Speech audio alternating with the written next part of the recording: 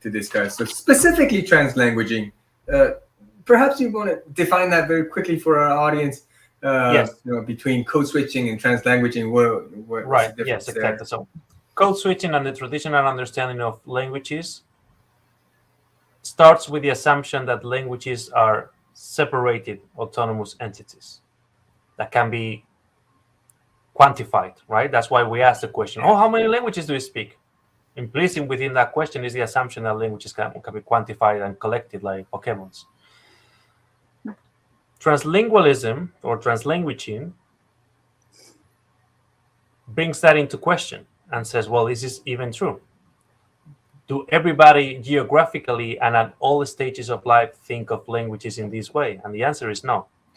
But most people do. Why? Because we have internalized this monolingual language ideology according to which one language corresponds to one nation and one state. That's why we use flags when it comes to language exchange events, for instance, right?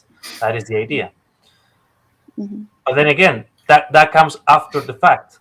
Languages do exist as self-discrete, autonomous, self-contained entities.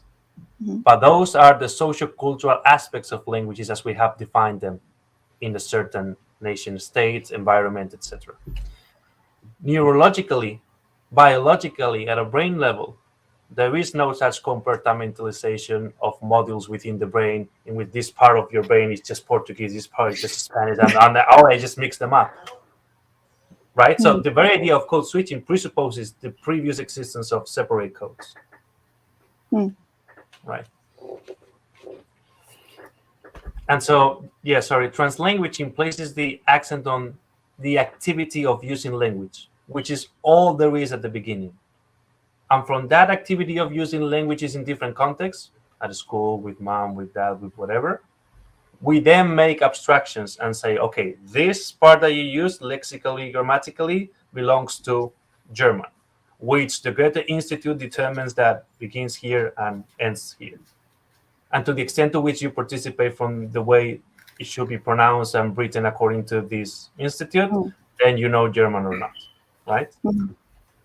Yeah. So translanguaging looks at how people use language without watchful adherence for what other people determined are named languages, are German, are English, are French, right? Which has implications for kids, right? It de-stigmatizes, for instance, kids in bilingual schools. Because when you don't have monolingual expectations, you cannot say, hey, don't speak French here. Here we speak English. Hey, this is a mistake. This is not a word that belongs in this class, right? Because you start from the use of languages without watchful adherence for French, English, etc. So in that case, there is no mistake. There is no language mixing. There is no code switching. There is just using language, the full linguistic repertoire of each person, which is unique and different. That's why it's an idiolect, right? It's idiosyncratic of each person. And that also makes us appreciate language in a different way. Not so much in a pristine, pure way of commanding languages, but as in every people is different and every people's language ability and skills are unique, not only different, but unique. Nobody can reproduce that. That's why the limits of my language are the limits of my world. It doesn't mean the more languages I speak, the broader my world is. It means when I die, that idiolect perishes as well. That's what it means. All right.